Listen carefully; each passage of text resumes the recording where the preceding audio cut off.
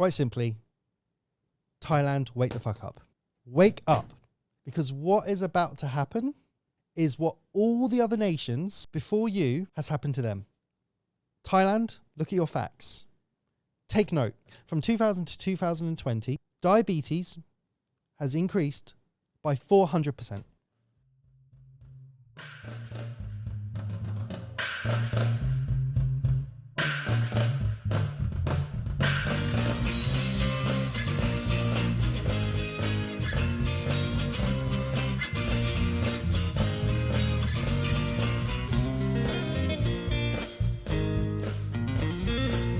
Welcome to Fruiting Body Podcast with your host, Brendan. Today we have another legend of a guest. It is Phil Anthony. Now, Phil has been on the podcast before. I'm going to say it's episode 7, 8. We'll leave that in the description or go to our channel and type in Phil Anthony. You'll see that podcast. It's all about his life and what he's doing, actually up to the project that he was releasing, which is more focused on like hormones and sleep and blood sugar levels. Today's podcast, if you're watching, it's going to be about the epidemic, specifically the sugar epidemic and diabetes problem in Thailand. We're going to be touching upon what Phil did in his recent program and how he's transitioning to training coaches so they can train the world. That's what we need. We need education. We need people to understand how to manage their hormones and specifically manage your diet. Don't forget to subscribe, like, comment. We're so close to 5,000. Actually, we're not. We're at like 2,700, but we're almost at 5,000. So hit that subscribe. I think about 20% of you are subscribed, so I don't know what the hell the other 80 are doing. Anything else? Oh, we are a medicinal mushroom company located on the island of Phuket. Products coming in January. We got lion's mane, we got cordyceps, we got reishi, we got nootropics. It is fan-effing-tastic. You're gonna love it. Anything else on my checklist? Ooh, if you're tired of listening to me at the start of the podcast, there's timestamps right here at the bottom. You go down, you click on chapters, you can skip past my stupid ass and listen to Phil. That's the content you're here for. That's what you're looking for. Okay, let's get this started. Without further ado, Phil Anthony. Hi, Brendan. Hey, how are you? I'm really good. Thanks for having me back. Yeah. And can I just say one thing? Yeah. These products that you're about to release, I've been waiting for so long. Almost 2 years. It's been so long. Yeah. And the world needs these. These are fantastic for immunity, gut health, all of this. So thank you for producing them. Yeah, I mean, we're going to bring in like very extreme extracts, like these 10-to-1s. And the reality is that all the mushroom products out there and most like organic supplements, they're all 1-to-1 powders, which means if you're taking moringa, let's say, you need to take 20 pills unless they made the extract. And nobody does that because you lose on your profit. So that's why I've done this product, because I was taking mushrooms and taking lion's mane, and the reality was you're taking 1-to-1 powder and you might as well be you're taking air at that point. So I said, you know what, I'm going to do my own company and I'm going to use real stuff so people can take it and there's benefit. And do you know what I love about that, Brendan? Quality, ethics, values are so important in products, and it's where a lot of the industry in food and nutrition really lacks. Like, a chicken isn't necessarily a chicken that we had 20 years ago. Products on labels aren't what they say they are. Information on products can be up to 20% inaccurate, and people don't know. With good branding, they can get away with it. So it's really, really important that brands do the right thing ethically, and focus on quality like you're doing. So although it's been 2 years in the process, actually I respect that you've done it the right way, because too many people are after a quick buck and take advantage of people. Yeah, we wanted to build this channel so we and naturally educate instead of cramming information down people's throats. So I'll be doing more mushroom podcasts. There's a guy on the island, he has a lion's mane, very small mushroom like juicing type of booth in Chalong. So we'll be bringing them on, and I'll be then next year we'll be leveling up to really mushroom education, a mushroom podcast. But enough about our mushrooms. Let's focus on Phil. That's why you're here. And again, we're going to be talking more about the sugar epidemic, diabetes, this whole, what do we say? It's an epidemic, not a pandemic, right? Well, it's a problem around the world, actually. But especially in this part of the world. I mean, you just need to walk down the road and see all the 7-Elevens. And, if you're popping in and you need something. We're going to make the audience hang on. This is purely for YouTube retention. So, all right, if you want to skip, we're teasing you a bit. But again, we make chapters, so if you want to skip ahead, I'm sure if you click one of the chapters here, you'll see we'll probably label it Thailand epidemic or sugar epidemic. We're going to get there in a second. But first, again, we did an episode with Phil. If you want to learn about Phil's life, that's episode 7. I'll leave links in the description, or maybe right here. There's probably something you can click. But let's connect from the last time you were on and you were building your program. Just take us right from that last kickoff when you've launched it, what you did, and what happened next. Yeah, absolutely. So probably over the last 2 years, it's been a roller coaster. It's been fantastic. So I finished the program with my business partner and we released it, and we took about 150 people through the program, teaching them all about gut health, blood markers, biomarkers, blood sugar, how it all relates under the umbrella of metabolic health. And we saw that as really, really important to create, because so many people are suffering from chronic illness, whether it's diabetes or fatty liver or arthritis or gut inflammation or hormone issues. And we just thought, you know what, calories can't fix this in isolation. Going to the gym can't fix this in isolation. Medication can't fix this in isolation. People need to understand holistically how these all fit together. So we took those 150 people through the program. They absolutely loved it. We loved delivering it. But then we thought, we need to play a bit bigger. How do we reach more people? So over the last probably 7 to 8 months, we've taken that program and said, right, we need to actually put this in front of people who can make even more change, and basically train the trainers, coach the coaches. So imagine your fitness trainer in your gym. If they know this stuff, they can offer it to you. A yoga teacher, they can offer it to you. A healthcare professional, they can offer it to you. So we're about, in 2023, going to be releasing that to coach the coaches. Meanwhile, I've been working one-to-one with people, getting some incredible results. If you look at my Instagram or any of that, you'll see the people who have, transformed their lives through that. So it's amazing. I want to jump into that program itself and all the lessons that you were teaching, and we'll try to, I'm sure this would be a 4-hour podcast, so we won't get too deep into that, but at least like on the high level macro side of what were people learning specifically. Before we do that, just a quick shout out to 5-Star Marine. They're supporting this podcast. They're allowing us to operate. They're keeping us rolling. So go check them out. 5-Star Marine, they are a VIP speedboat tour company on the island of Phuket. If you're sick and tired of getting crammed like a sardine onto speedboats and you don't know where you're going or who you're going with, and I mean, the reality is, though, the Chinese aren't here yet, but you don't want to be crammed on a speedboat with 40 Chinese people. Sorry, Chinese. Wo shi wang jungle, so no problem there. Jungle. But if you don't want to be crammed on a speedboat in that sense, reach out to 5-Star Marine at 5-Star Marine Phuket or 5-Star Marine. I'm sure if you Google them, and we'll leave links in the description, you can go check them out.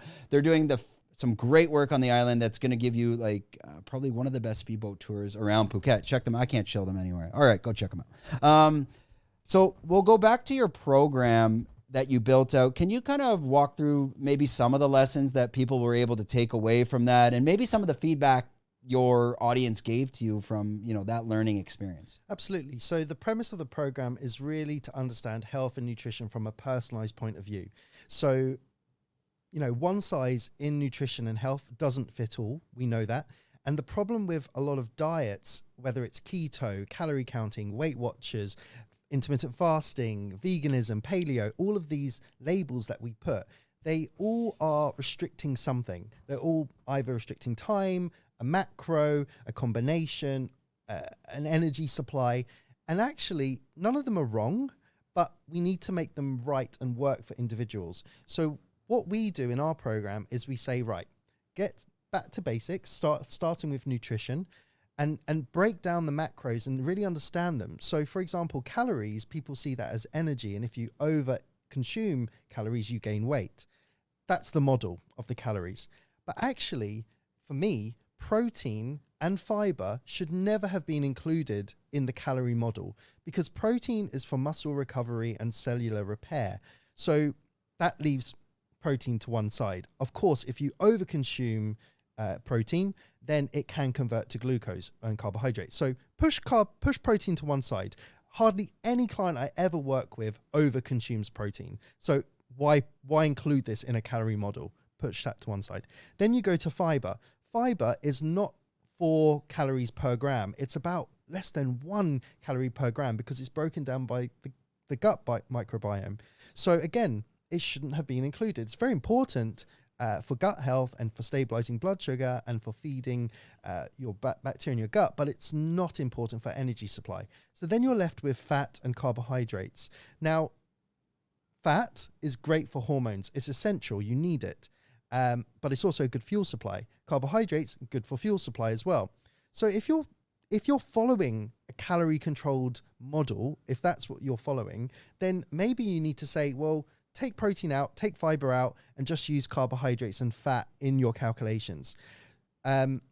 So that's nutrition, right? Like we break it down for our students to understand all the different roles of different macros. But then you've got micronutrients, adaptogens, herbs, antioxidants, minerals, vitamins.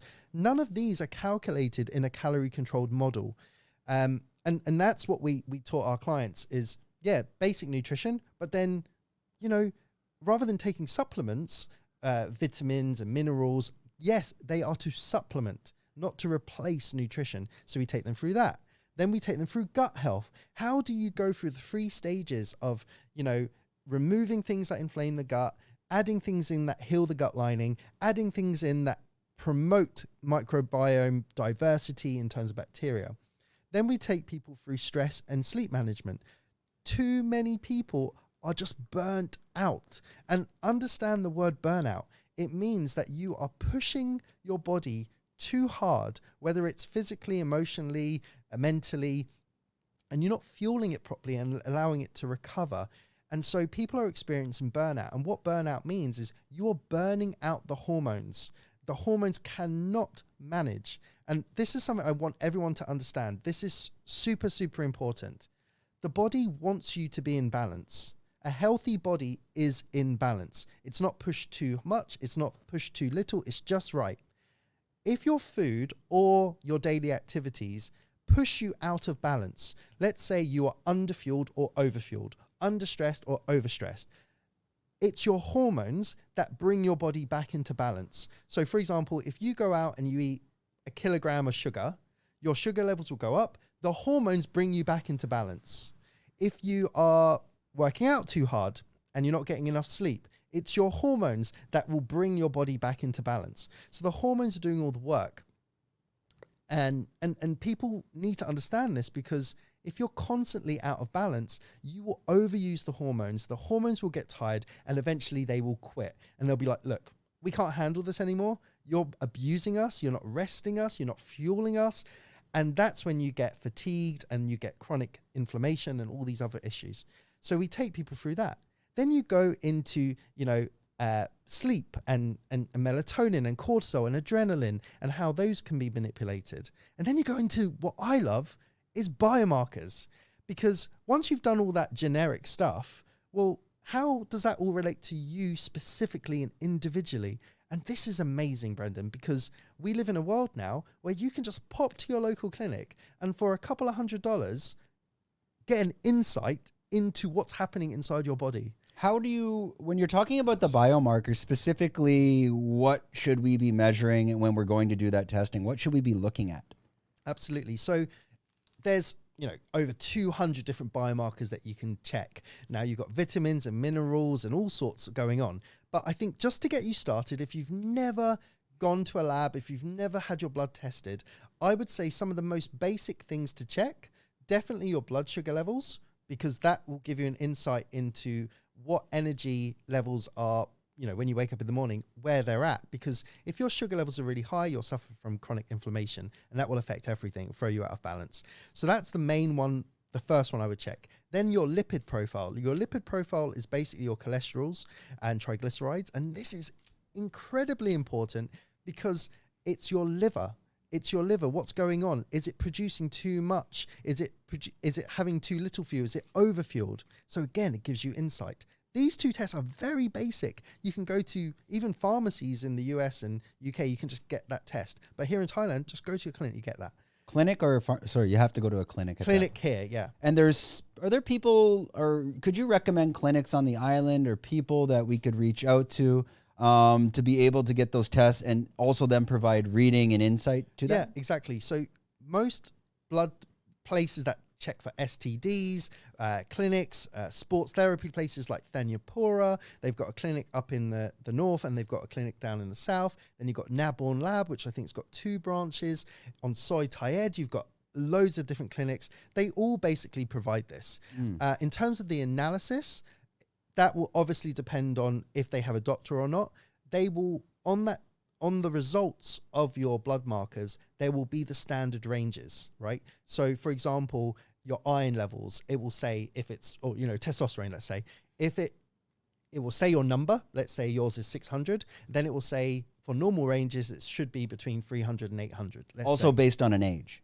Exactly. The problem with the data and the kind of spectrum of what's acceptable is that this is often government country specific, and actually a lot of those levels aren't great. They're just normal. So for example, if your testosterone is, you know, if the government is saying, or the agencies that regulate these things are saying 300 to 800 is normal, well, if you're like a 25-year-old guy and you're 300, which is very low, it won't come up as a cross. It won't come up in red. It will just say, yeah, you're within normal ranges. But actually, from a health perspective, that's incredibly low. And it's incredibly concerning, because if you're 25, in 5 years' time, it's going to be lower. In 10 years' time, it's going to be even lower. And then probably in your 30s and 40s, you're going to be clinically depressed if you don't action this. Where could we get like a matrix of the biomarkers of the real, not the global by country, but like maybe Dr. Phil's? Yes. Well, not the real Dr. This Phil's. is what I teach all my clients, right? And are you providing them like some sort of like a real biomarker sheet? Hey, don't listen to any of that stuff. This is what I believe you should be following. Well, what we say is, look, we're not your doctors. So if you're undergoing treatment or any of this, then you have to listen to your doctor, number one. But number two, biomarkers are not, you know, we're not prescribing you drugs. We're just saying this is where you're at.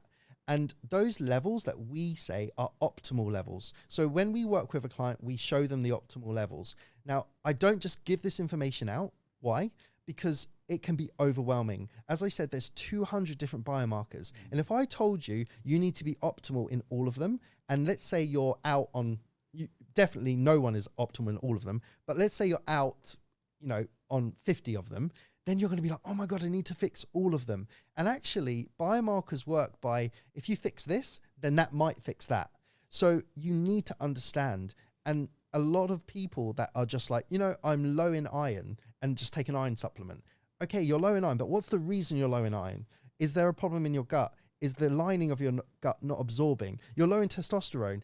Why are you low in testosterone? Is it because you're low in DHEA? Is it because you're overly stressed?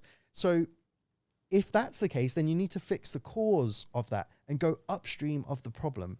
So I'm very careful not to just hand this information out. Now, if you go to my Instagram, I will tell you the 15 basic blood tests that everyone should be getting. I don't tell people what the levels of normal are, but the first point of call is just see whether you're within the government's normal ranges. If you're within the government's normal ranges, this is a step in the right direction. If you then want to take it further, reach out and we can show you the optimal ranges and how to get there on a one-to-one basis. But I don't want to overwhelm people because it is a minefield. It's so many data points. How often should people be doing this blood work and plus the analysis? Once a year, every 6 months? I 100% recommend that if you're over the age of like 20, 25, that you should be getting your blood work done every year. Okay. The reason being is because when you get your first ever blood results, they're just numbers, right? Plug that into Excel. So you write like HDL, write your number, LDL, write your number. In Excel, take you 5 minutes to plug in that data. Next year, when you do it, plug in the same data. Then you can see, oh my gosh, my HDL has gone down. Why has it gone down? It's gone down by 10%. Maybe I need to increase my good fats. Maybe I'm training too hard and burning it out. And so you can see the relative change. It's very important to see relative change because when you get it once, it's just a snapshot in time. But if you can get it on a yearly basis, you can see trends. So think about it like your financial statements. Do you do this like haphazardly throughout your life? Companies do this every year for a reason, so they can spot trends. Your health, we need to spot trends. I'm surprised going to the not the root cause, but maybe the solution, the route to the solution. Why wouldn't they? I would much rather have been taught this in school than algebra. Do you ever see this, maybe the education system changing where they teach you in maybe physical education instead of us all running around outdoor, that maybe once a week that they're teaching you your biomarkers at a young age? I would love that. When I teach my clients, so I'm really lucky. I have the best clients that I work with. And one of the mothers I work with, she actually hired me to tutor her daughter. Her daughter's 15. And on health. And so, I'm a bit of a storyteller, I'm a speaker and all of that. So when I teach, I actually break it into stories. So there's characters. And whether you're like an 80-year-old woman or whether you're a 15-year-old girl, I'm telling you stories. Because stories you'll remember. So I've got Cindy Carb, Phoebe Fiber, I've got all these characters. Godzilla is antibiotics to help people understand, all set within a house. Fireman Sam is insulin. Gloria glucagon's a hormone. I teach it in characters. So actually, if someone listening to this now has access to someone in charge of government education or private education that wants to take this into the classroom, I would freaking love it. Why don't you write a children's book? I've just got so much to do, Brendan. That's true. Like, I'm busy. Yeah. What if okay, so people are getting tested once a year and you're doing your blood work and your analysis. Let's keep it specific to Thailand and Thai baht. What's that going to cost? Not much. And that's the crazy thing. So if you want the basic ones, maybe about 7,000 or 8,000 baht. That's for the testing. Yeah. And the analysis. So the clinic will give you the sheet that will show you all the results. And on that sheet, there'll be the data ranges they suggest, and it will highlight anything that's out. A good clinic should sit you down with one of their nurses or healthcare professionals to then say, look, you're a bit low, you're a bit high. Okay, I've got to be careful here. The problem is that most of those medical professionals will only care if you're within normal ranges, right? So if you're still low, but you're within normal, they'll be like, yeah, you're fine. And people need to understand, because a lot of doctors and nurses and healthcare professionals get a lot of shit because people are like, oh, my doctor never told me this. My nurse never helped me with that. This person never told me to change my diet and how to do it. You've got to understand, health is so bad at the moment, and the doctor and the healthcare systems are there to keep you alive, not to necessarily thrive. That's not their job. Their job is to get you from not dying, right? Mm. People need to take responsibility. And it's pretty harsh to say, but look, people are making decisions every day around going out to restaurants, going to the gym or not, drinking too much alcohol, taking drugs, making all these personalized decisions for themselves. Health is your priority. If you don't have your health, you have nothing. So if you're not taking control of that and you don't understand it, learn. Mm-hmm. Because it's the one thing that you will regret in 5 to 10 years when you're in a hospital bed relying on medication to solve these problems that you created. Because 9 out of 10 of the most chronic illnesses that we experience, arthritis, dementia, fatty liver, all these things are lifestyle diseases. So you cannot blame anyone else but yourself. And I know that's harsh to say, but if you're not happy in your body and you don't want to be ill, then you need to take control. And you need to take control by learning, right? So, for example, if you're in a bad financial situation, right, you don't just go, oh, government's bad or this is bad. You're like, right, how do I learn to make more money? How do I learn to solve this? If your health is your main priority, freaking sort it out. Yeah, I had this conversation with a guy. I'll apply the story and the analogy to the crypto space. And people are watching like exchanges collapse like FTX. And the sad reality is you don't have those options. What you can do is you can get a ledger and you can do Bitcoin self-custody. And the connection to that, to what we're talking about, is if you're not willing to learn how to save your own self-custody, but you're willing to get a driver's license to drive a car, which again is a whole learning experience, you have to go through that, then you deserve to lose everything.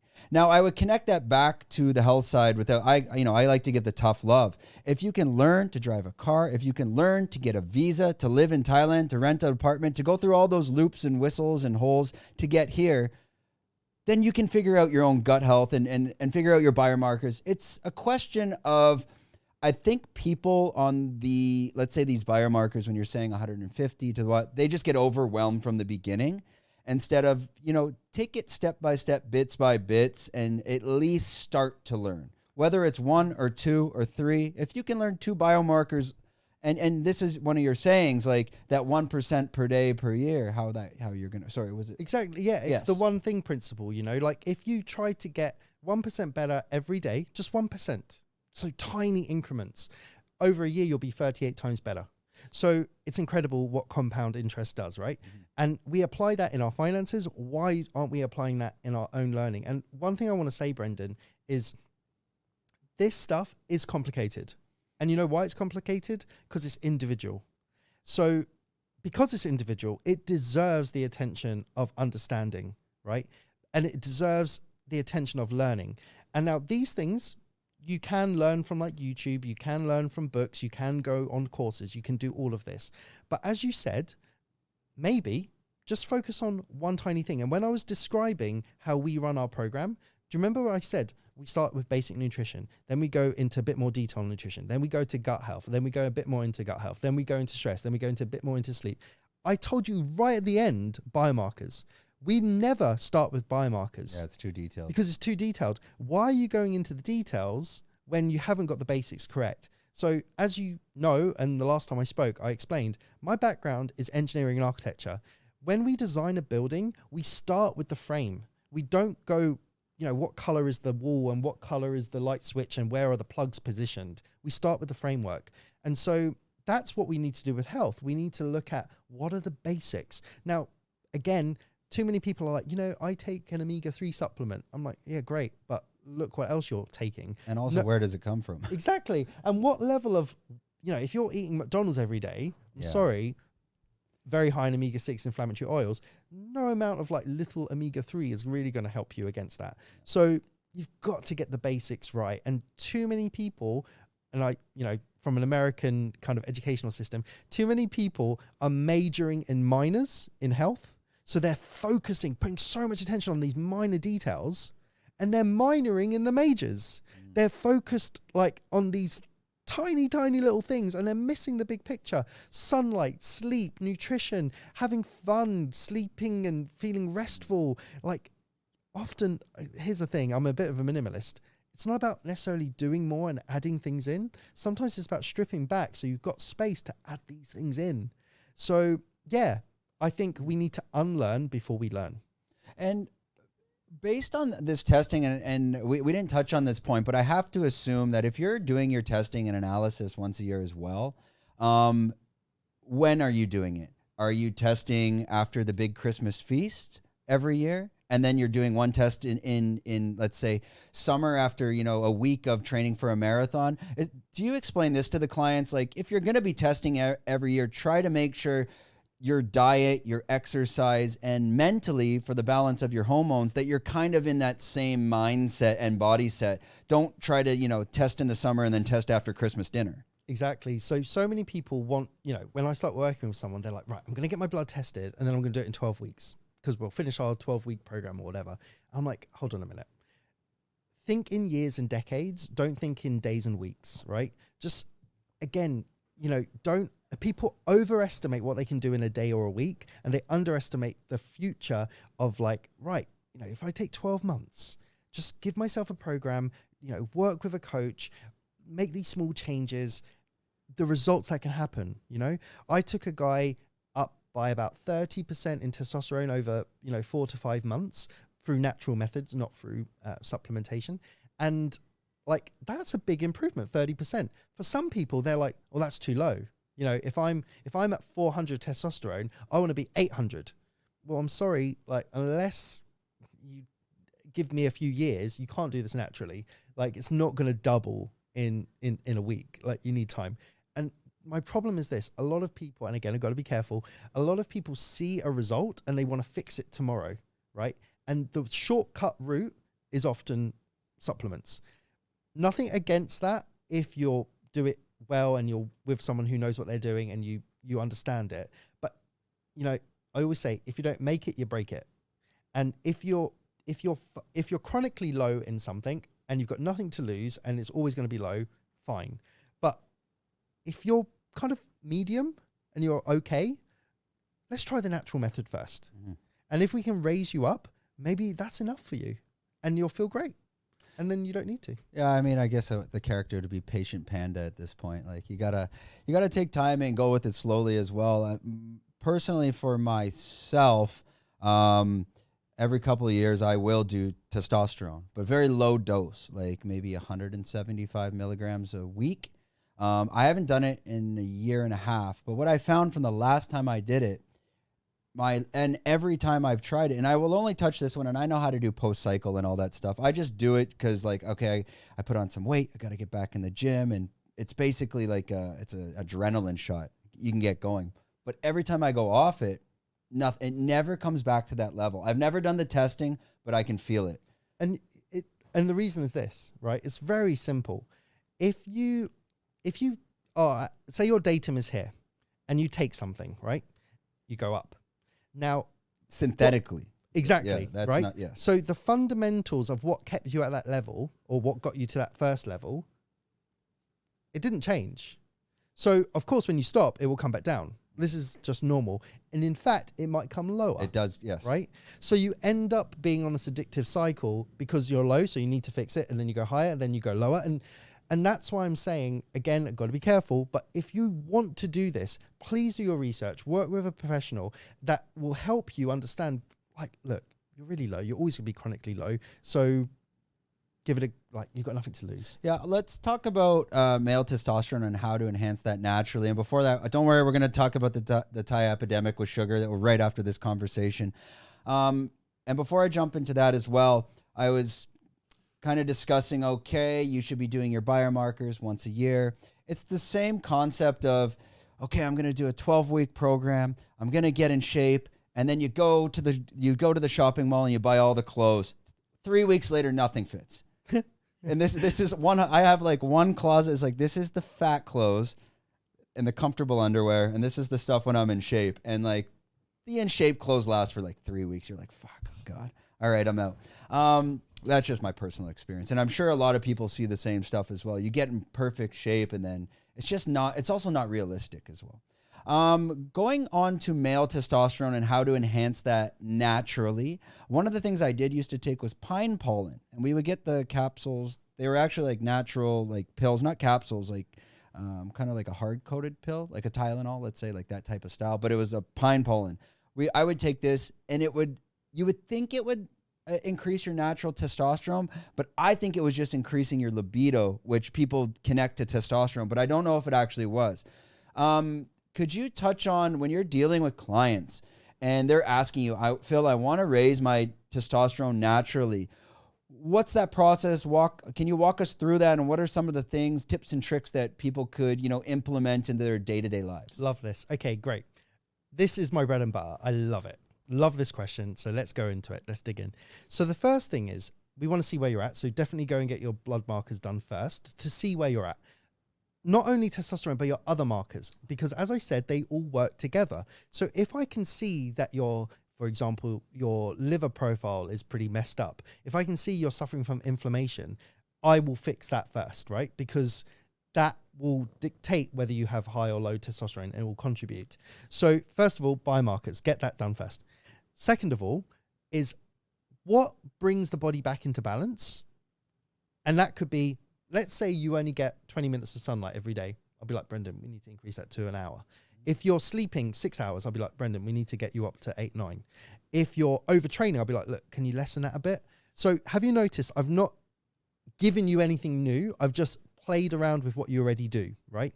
This is called phase 1 of my program, which is bringing your body back into balance. So before I add or remove or adjust too many different things, I just bring your body back into balance.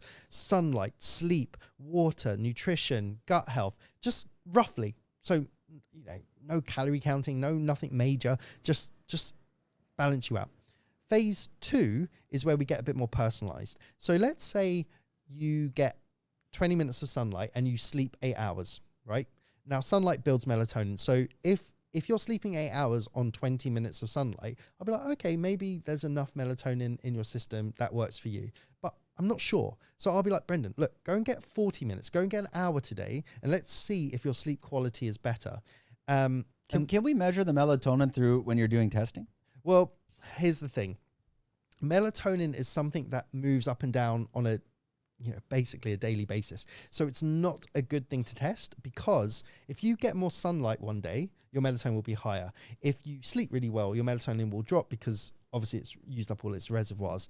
If your body is in a healing state because you got COVID or something, then or flu or whatever, then your melatonin will move. So it's not a good one to test. I prefer how you feel.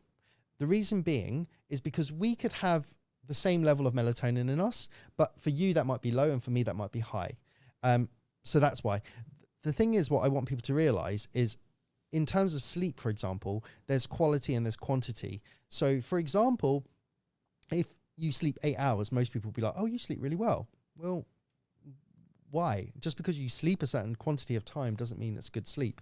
So I always say to someone, look, go to sleep and mark yourself out of like 8, 9, 6, how many hours you get. Write that down. Well, you can use I was using like the Aura Ring or the a Fitbit, and you can then see your sleep. I love this.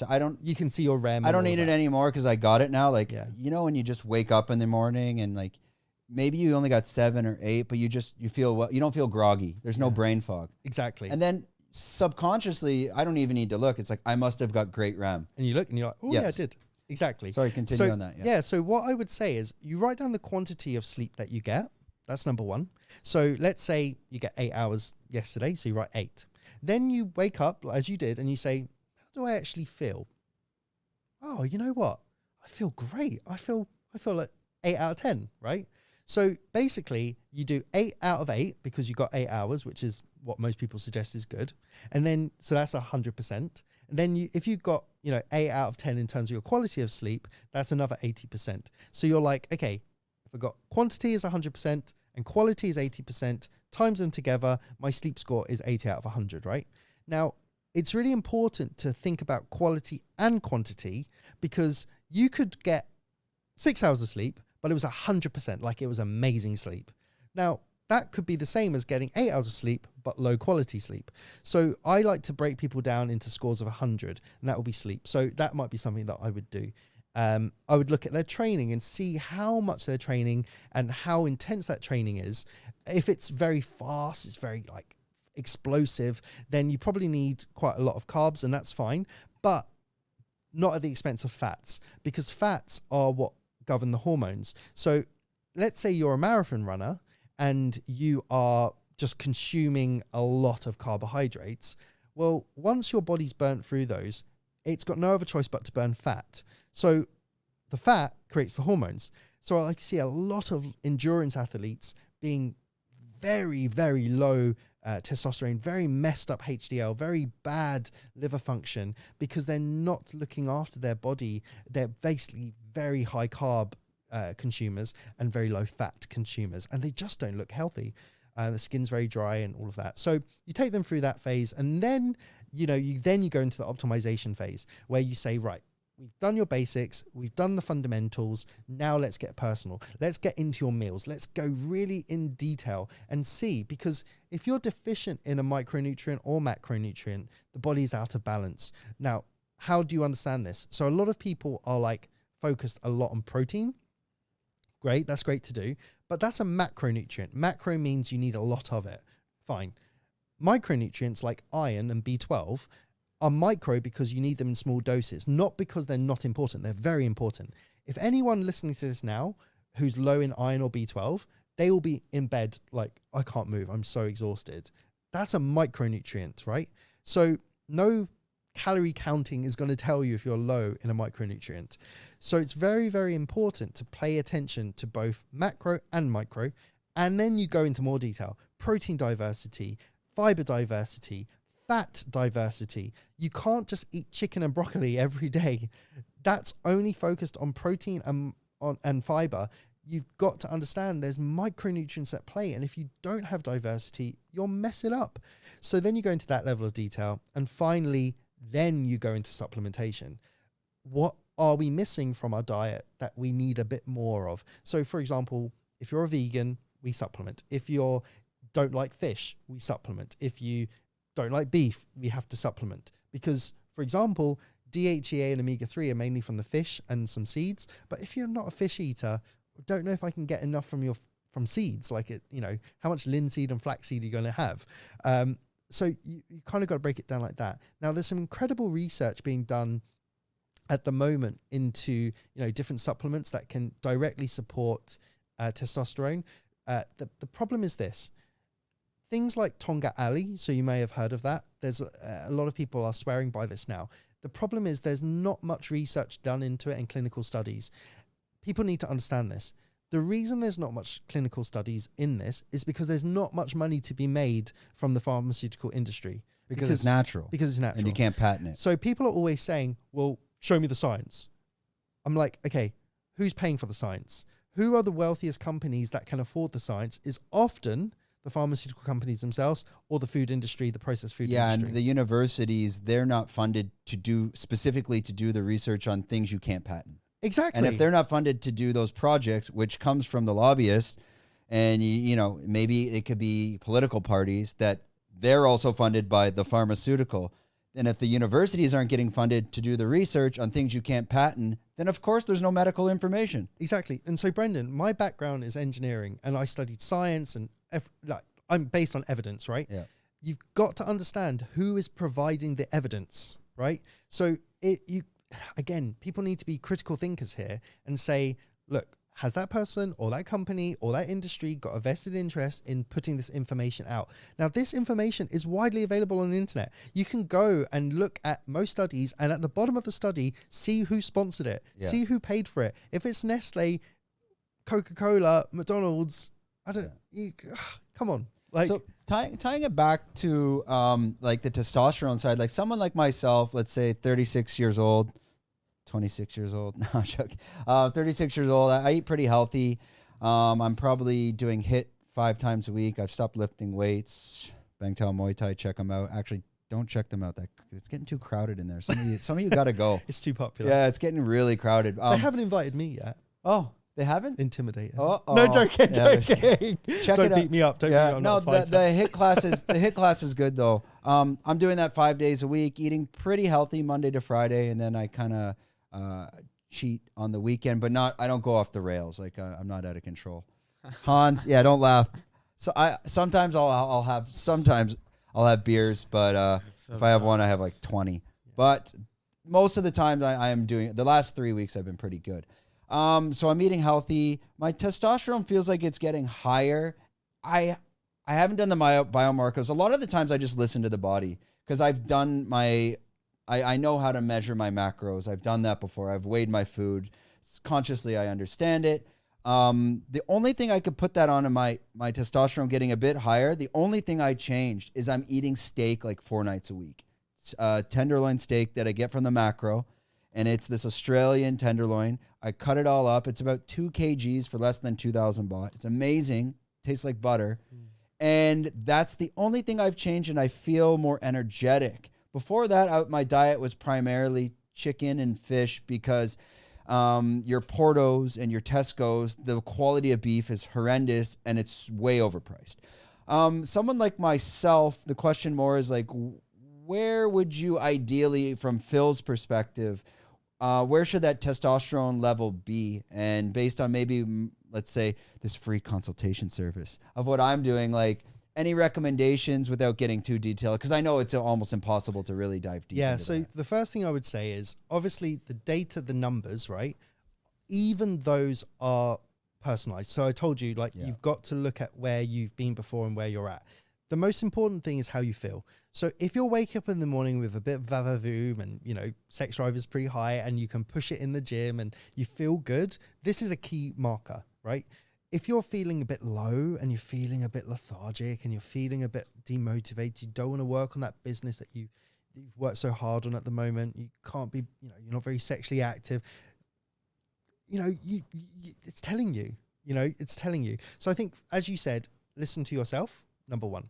Number two is, for me, I've been with you for the last hour. You seem very energetic and you seem like you're in good state, like you look good. Well, it's always after the gym, I have so much energy. Yeah. And then boom, crash at 3 o'clock. But someone who was low in testosterone, very low, would find it very hard to go to the gym and come out of the gym feeling good about themselves because they're just low. And I haven't even eaten today yet. Exactly. Nor have I. You know, so I feel like that's another sign. So you need to pay attention to that. The other thing that I would suggest, you know, you mentioned about the beef. So again, protein diversity. A lot of people are going chicken or turkey because it's very lean. There's not much fat in that. So a lot of people are doing that. They eat fish because they know omega-3 and, you know, good fats. So a lot of people do that. But what they need to realize is you need protein diversity. So red meat, beef in particular, very high in B12 and the other amino profiles. Also, it's very high in animal fat. Beef is. Iron is. Exactly, iron and ferritin. And it's high in animal fat, which is a good source. It's high in collagen, which is gut healing. You know, it's full of these other things that your body needs. If your gut is inflamed and your gut isn't healed, you will be in a stress state. If your body's in a stress state, it doesn't have energy to give you that vavavoom. So it's a really holistic view that someone needs to take. Gut health is huge, by the way, and we'll come to that in a second. But it for me, you know, it's not sexy, right? Like people just want to know a protein number, but and the gut is very like slow and steady to heal. It's not like tomorrow I can give you a better gut. It takes time. It's like a garden. You've got to nurture it, got to look after it, you've got to feed it well, de-weed it. It takes time. But the gut is crucial. And most of my clients who experience great results, physically, mentally, skin complexion, it's because we fix their gut. Yeah, for me on the diet side, I find it's mostly, as long as I avoid like rice, pasta, bread, Monday to Friday, I feel great. And I'm pretty much just the main carb is sweet potato. Brilliant. So I go sweet potato. I'll rotate every week, like 1 week sweet potato, the next week pumpkin, and then the next week maybe potato. That's it. And that's Monday to Friday. And you know why it's brilliant? Because the first three things you mentioned, like pasta and bread and stuff, these are, yes, they're energy. But in terms of nutrition, vitamins and minerals, if you look at the back of bread, a lot of it's like fortified. You know, it's fortified with minerals just so it like can get to a level. Now, again, very little nutrition in this. I would... And, you know, and a lot of people ask me, what do you think about fruit? Because a lot of diets demonize fruit. I don't demonize fruit. Fruit is great because it's naturally containing fiber and vitamins and minerals and antioxidants. Yes, it's high sugar and carbohydrates, but it contains all those other things I just mentioned, which are important. So you know, whether it's sweet potato, you know, parsnips, pumpkin, all of those kind of starchy carbs, or it's, you know, a bit of mango, some berries, some strawberries, a banana here and there. Like, people are demonizing carbohydrates as a food group, but the things I just mentioned there, the good ones, you need them. Does it matter when, like, most fruits and like, for example, sweet potato, stuff like this, I'll only have in the morning. I won't have for dinner.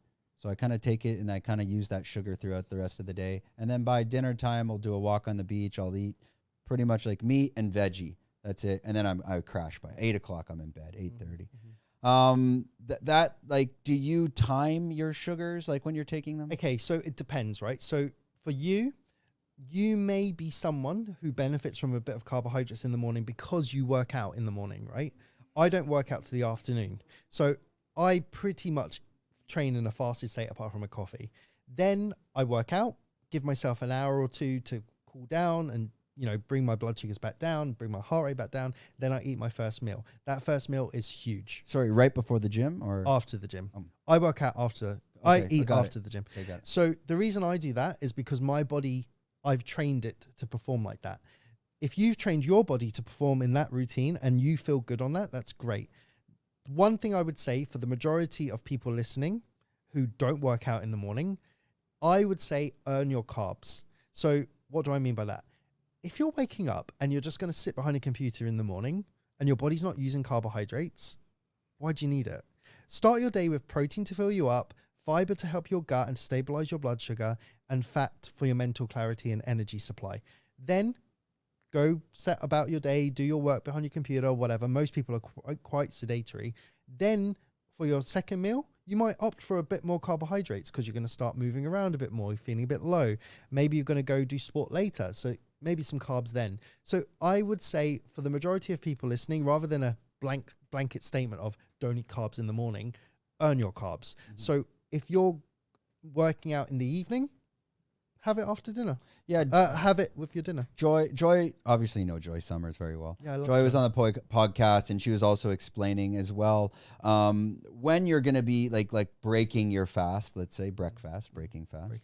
And you're taking if you're taking a protein, you should first ingest maybe like a fat and a fiber. And that could be, for me, what I do is I will take, if I'm going to break fast and I'm a little bit hungry in the morning before a podcast or whatever, I'll take a coconut from the beach. I'll put the fat in that, half an avocado, blueberries, and a little bit of protein powder.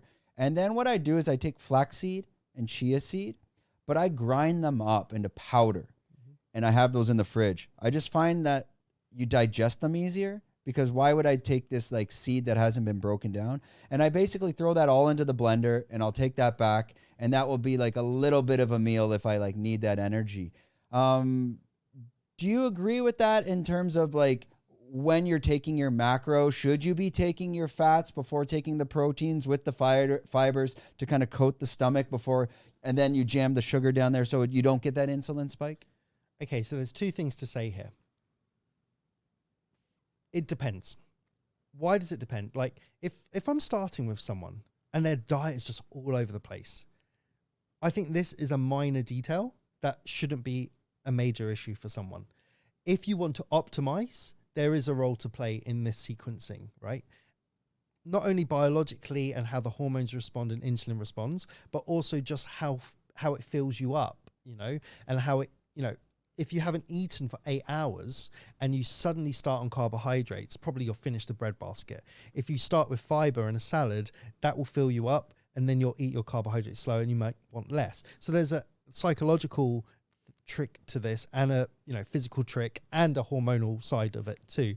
So I would say for the majority of people, first of all, just sort out your nutrition to balance your meals. That's number one.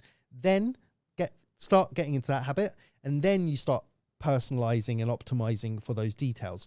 Now, the idea that the gut is this, kind of one in, one out, kind of, small little corridor of food passing through, or the stomach is a big, it's like this. Food comes in and it's all mushed together and it's all moved around.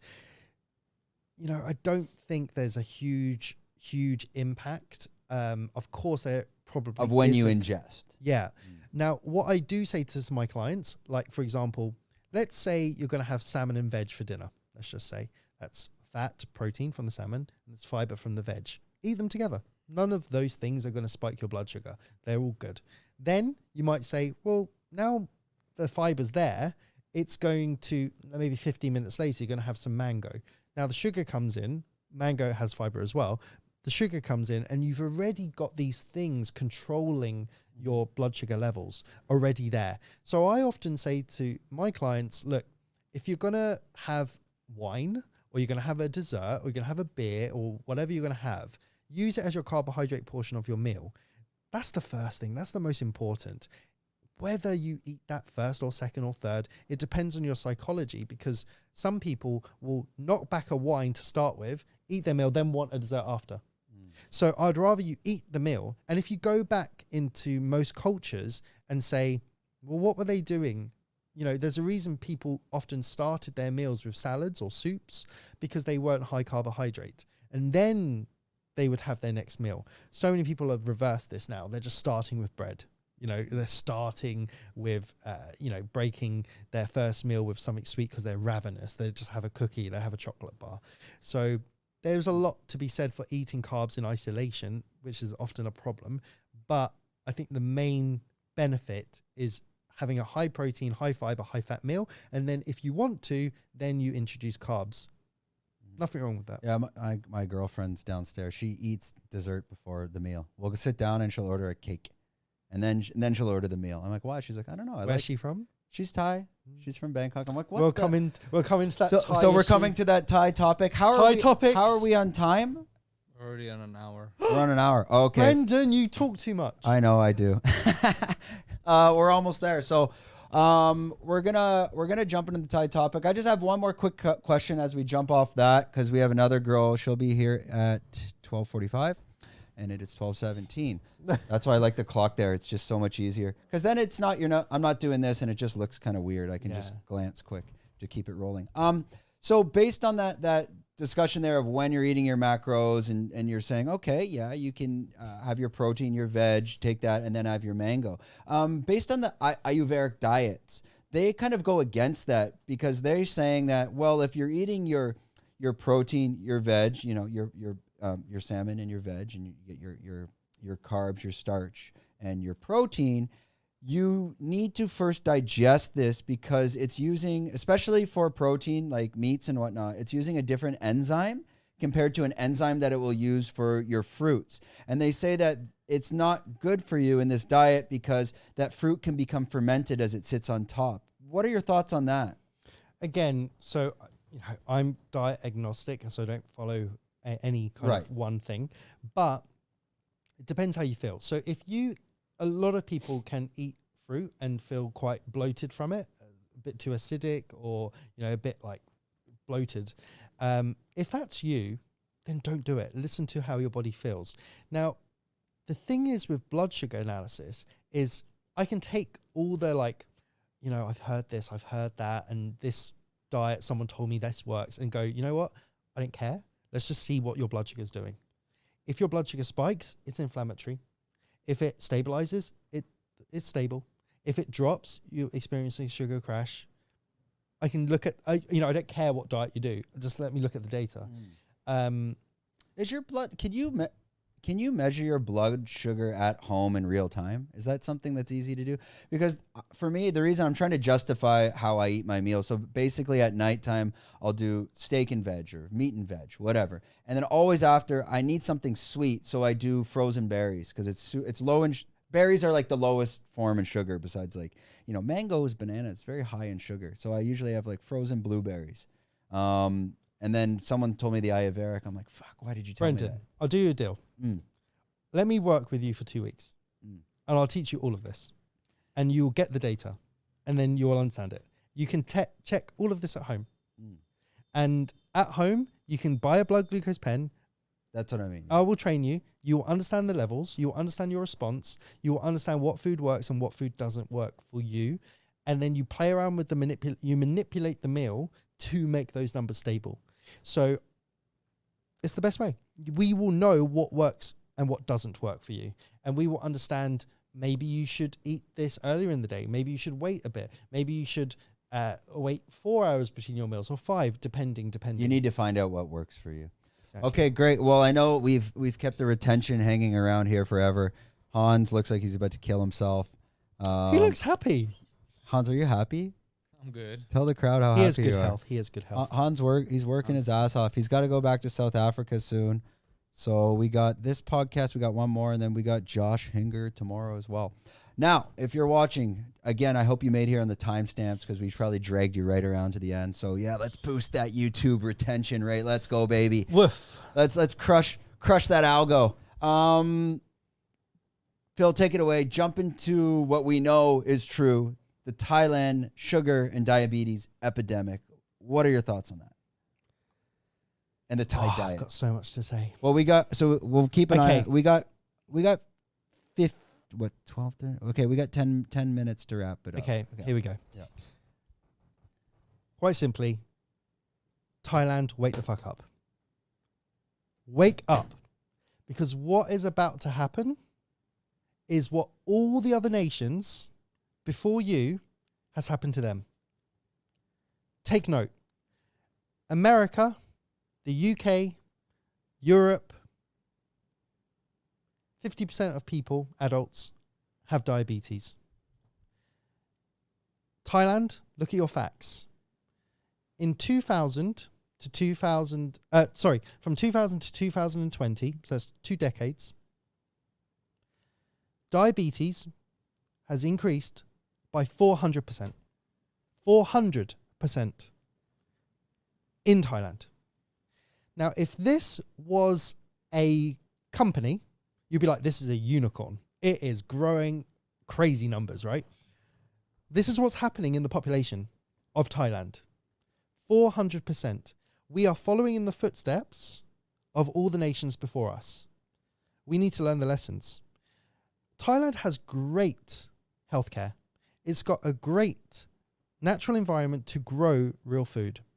It's got great sunshine. It's got great environment. It's got a great population. It's got great history of people eating well. You know, Thailand is one of the only nations in this part of the world that wasn't overthrown by another country. It's strong. If we take all those parts of Thailand and say, right, how can we stop what's going to happen? Look at the trend, 400%. How can we stop this and not end up like the Western world has? The problem is this, Brendan. People need to think long term, right? Because the companies that are supplying and providing and creating these products that when you go into a 7-Eleven, just sugar-laden, high fructose corn syrup, just sugar, sugar, sugar everywhere to get you addicted. They don't care about your health. They just care about their profit. The most profitable products are processed food. They can package them up, put them in a factory, put them on a shelf, can sit there for 3 years without decaying. That's not normal. That's not real food. If you go to, maybe your auntie or uncle or grandparents, if you're here in Thailand, and say, what were they doing back then? They were growing their food. They were eating off the land. They were full of herbs and spices. Thai food, it's so high in all the things your body needs. It's natural medicine. It's natural. And we're throwing all of it away. And this doesn't need to happen. I'm seeing so many people just turning to medication. Like, oh, I've got a headache. Take a pill. Oh, I'm not feeling well. Take a pill. If you eat well, you have a pill for every ill. If you sleep well, you don't need all of this other stuff to support your recovery. 9 out of 10 people are dying from chronic illnesses. And these chronic illnesses are caused by high blood sugar. So here's the facts. Facts. This is data. I already told you diabetes has grown by 400% in the last 20 years. It's a very short time. Imagine what's going to happen again. And the compound interest that is going to go even higher. So if we know that's true, and then we also track not just diabetes, but we track dementia, arthritis, cancer, hormonal issues, people infertility, people committing suicide. If we track all of those numbers, they're all going up, right? The reason being is because when you experience and you have chronically elevated blood sugar, your house, your body is on freaking fire. And how does the body respond when it's on fire? It starts shutting down. It's like, oh my God, you are abusing me. You're not sleeping enough. You're eating shit. You're, overstressed at work. The body is on fire. And how you can tell? Your skin is bad. You've got low libido. You're tired all the time. You're constantly craving sugar. Your joints hurt. You feel depressed. So your body's telling you, chill the fuck out. And you can see with a lot of Thai people, they have very bad skin now recently. And they never used to. Yeah. And they're breaking out. And I'm assuming it's just from the diet. When we're talking about like the food from their grandparents' age, again, they're using herbs and spices. But now a lot of the food, when you go out, they're using MSG. They're using fish sauces. I'm assuming these fish sauces, like your papaya salads, were still probably part of the dish at that time. Do you have any idea, but what were they using for fish sauce back then that's not these preservative ones we have today? Yeah, exactly. So, okay, let's take this back a bit.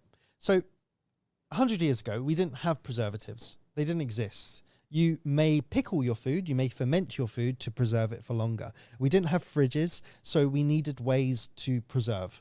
We didn't have frozen, so we had to preserve these ways. Now, that's what we've done. If you go to Asian culture, you'd have a lot of pickled things, kimchi, sauerkraut in Europe, like whatever. I would say the most important thing that we do is eat more real food. That's the first thing. Now, if you still have a bit more processed and you still have a few additives and the body's pretty damn great at naturally detoxifying itself. We've got kidneys to help us. Our liver can repair. The body's pretty damn good, but you've got to give it a chance. What slows down oxidation of cells is antioxidants. That's the word, antioxidant. It stops your body rusting. So provide more foods that are high in antioxidants. Eat less food that is oxidizing. It's very basic. Second of all, as well as eating more real food and decreasing more of the fake food, the main tip, anyone listening to this right now, really, really simple. We are chronically deficient in plant-based fibers. Chronically. People are like, I just don't know what to eat. Eat more plants.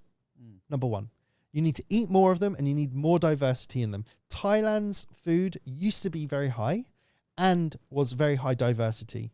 The gut microbiome needs fiber because the probiotics, the bacteria, eat that. And that's how they multiply. Each bacteria, the good ones in your stomach, in your gut, have different taste profiles. Some need a bit of this, some need a bit of that. So you need diversity. So your first action, before I even talk about depleting yourself and lowering sugar, get your fiber higher. Because it's the fiber that will naturally stabilize your sugar levels. So again, if you go back to nature, fiber exists with sugar in most foods naturally. So think of a fruit. There is sugar, there is fiber. If you think of sugar cane, the big long stick, there is sugar, there is fiber. What we do, society and industry, is we go, fuck the fiber. Takes up too much space, doesn't taste of anything, don't need it. Extract all the sugar, throw away the fiber, and then load you up with it because people get addicted to sugar. It's cheap. Yeah, and it must be triggering like your dopamine levels that are spiking. Sugar is more addicted than cocaine. Yeah. So if I get you on the sugar roller coaster, you ain't coming off it. So this is what's happened. 7-Eleven is just speaking the truth. You're a sugar store. It's a crack den. I try not to go in, like, even if I'm hungry, I won't go in the 7-Eleven. I have to be full. Like, usually to get water. I'm going in there to get water. If I go in there hungry, I'm coming out with a Snickers bar and an ice cream. Brendan, here's the thing, right? Sugar, I'm going to give you the lowdown. I'm going to give you the secret. The 4 things that every convenience store around the world, but particularly happening in Thailand now, they do 4 things. And people, once they're in, they can't get off. Added sugars, whether it's syrup, sweeteners, sugar, sucralose, whatever. Look at the back of the label. They often will label these things differently because they don't want sugar to appear first on the label. So by law, they need to put the highest proportioned ingredient first on the list and the least at the bottom. So because sugar comes in many forms, sugar cane, honey, fructose, whatever, they will label them all differently so that it's not first on the list. Number 1. That's what packaged food does. Second of all, so added sugars is 1. Second of all, it's refined grains. So flour, basically. Flour, so white and white. So think sugar, white. Think flour, white. Think cocaine, all white. All addictive stuff. Flour is very cheap, but it's refined. They strip away all the nutrients. So wheat isn't the problem because it would have had fiber. It would have been natural. It would have been whole. And we strip it away and we make white flour. What exists in nature that is white? It doesn't. It's very rare. The White Cliffs of Dover, pretty much, salt, sugar.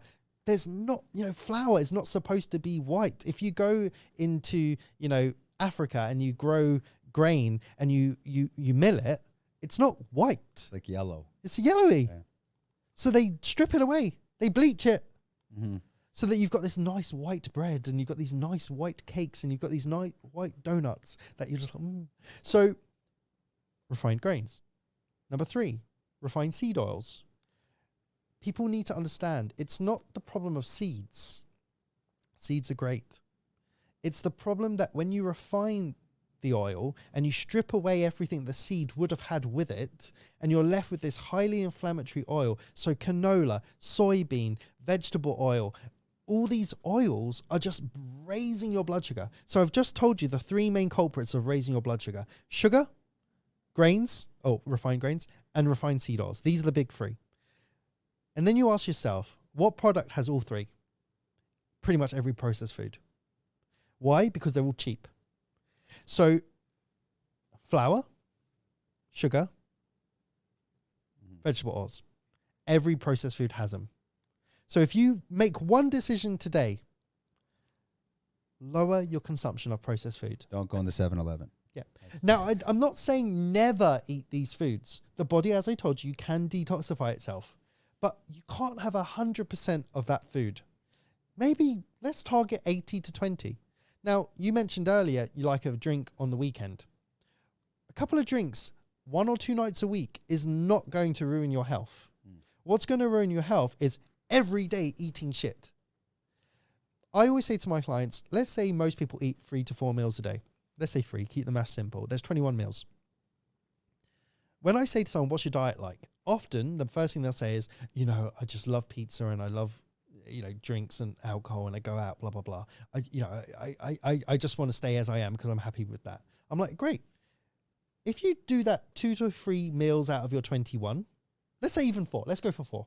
If you eat 4 meals, a couple of beers, go out for a pizza, whatever else, bit of spaghetti bolognese, or whatever you do, there's still another 17, 18 meals to get right. And so people focus, on all the shit. But if you can get the 18 pretty good, that can counterbalance the pretty shit. Like, I eat pizza, I eat burgers, but I also eat 18 of my other meals perfectly. So, often I'm in a cafe or something and, a client will see me and I'm like, I show them what I eat. I'm like, I'm not this person who just eats like a rabbit. Like, I eat proper food and I eat processed food. So although I've just told you all of the harmful effects of all those foods I've just mentioned on you, I'm also real. Like, sugar is not the enemy. Too much sugar is the enemy. Refined grains is not the enemy. Too much refined grains. Balance is what I'm talking about here. That's where you get results. I think that's, for most people, a lot of people know the issues as well. It's just a question of, stripping it back and actually, being accountable for yourself. Can I give you one tip, Brendan? If you go to a 7-Eleven and you want a product and you're hungry, right? Say to yourself this: what food in that 7-Eleven is complete? The banana? Could be. It's real. I would go for the nuts and seeds, right?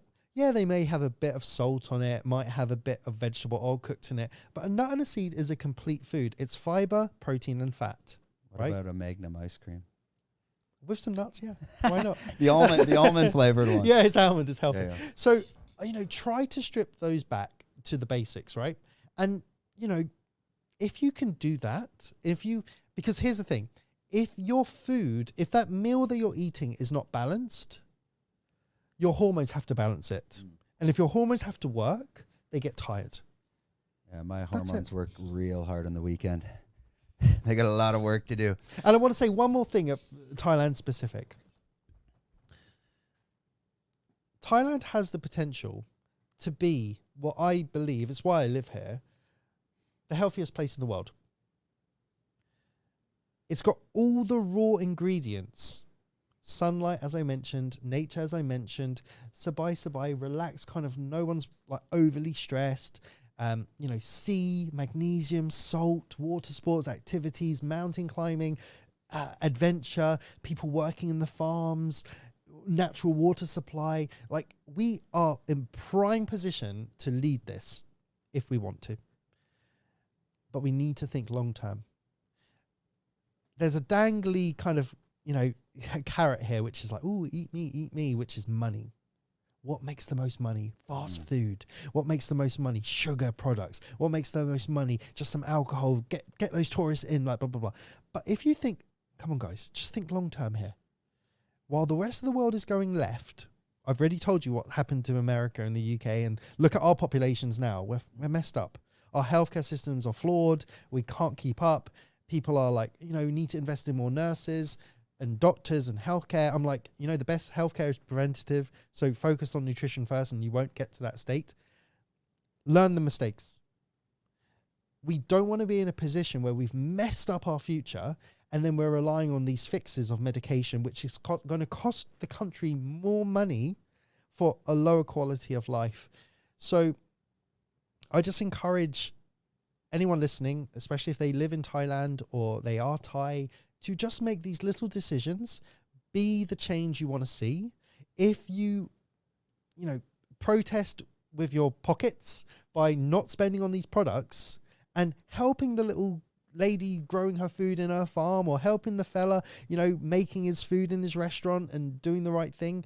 If you can help those companies and those people and those brands thrive, then little by little, bit by bit, we may be able to stand up to these big conglomerates and these big companies and all their vested interests and actually help the small guys. It's going to be, you can't rely on, again, you've got to take control, and you can't rely on governments all the time to do this for you, because they've also got to make money and they get more taxes, and these companies pay more taxes. So yeah, and I think a lot of people in Thailand were able to, we have those options for these street vendors. It's not so much like that in the West. The rent's too expensive. Here they can set up a cart and whatnot. And final thing, please, please, please understand, because a lot of healthy food and a lot of food that is natural and organic or whatever it needs to be is a bit more expensive. Because it needs to be. It's not mass produced. It's not fast production. It's, an organic chicken, of course, is expensive because it takes, a couple of years to grow that chicken versus a battery farm chicken that can be done in a few months. Of course, it's more expensive. But please understand, if you don't pay for your food and good food now, you'll pay for it in disease later. So make these decisions. It doesn't need to be perfect, just a little bit better. And the one thing I'm really, really, helping my clients with now, and they're all around the world, is their mental health. And food and your nutrition and your sleep and your relaxation is the best thing for your mental health. When you're healthy physically, your brain picks up on it. Your gut is your, it's your first brain in many respects. So we need to pay attention. These to are that the wise words from Phil Anthony. What we're gonna do is I had to pick this girl up in like 2 minutes. We're gonna wrap this up real quick because we're running around. Sorry, I got lost there, lost track of thought. I'm going to kick this back to Phil. Which camera? This camera. If you can kind of just let the audience and everyone know where they can find you and find this information, and we'll leave all the links in the description. But talk to your followers. I think we got about 8 followers now. I'm joking. We're doing all right. Hi, guys. So I hope you've enjoyed this episode. I've enjoyed speaking about what I'm passionate about. I just love health and nutrition. Brendan. I dropped the cup. You ruined my... It's all right. Gosh. Keep going. Don't worry. We do one cut. Okay, so thank you for listening in. I hope you enjoyed it. If you can take one thing from this podcast, please just take this. Health is the most important thing in your life. Without this, everything else falls to the wayside. You don't want to get to the age of 70, 80, where you're like, I wish. Don't wait till tomorrow. Start today. Make those better choices. Invest in yourself. Invest in your learning. Work out what works for you. I've given you so many tips in this podcast. Get started. If you want to optimize and you want to go further and you want more guidance, please reach out to me. I'm on Instagram, PhilAnthonyM. Reach out. I'm happy to help you. If you want to work with me, I would absolutely love it. If you want to be part of my academy, please reach out. I'd love you to be. If you can instigate change and help other people in your network be healthy, that's my goal. I absolutely love it. And I just think no better day to start than today, because you'll regret it tomorrow if you don't. Get Started with Phil. Check him out on Instagram. He's got an awesome channel, especially if you want like quick tidbits on a daily basis of things that you could apply to your day-to-day life. That ends another episode of the Fruiting Body Podcast. Don't forget to like, subscribe, and comment, and we'll see you on the next one coming up. I'm going to do a shirt change. Let's go. Boom.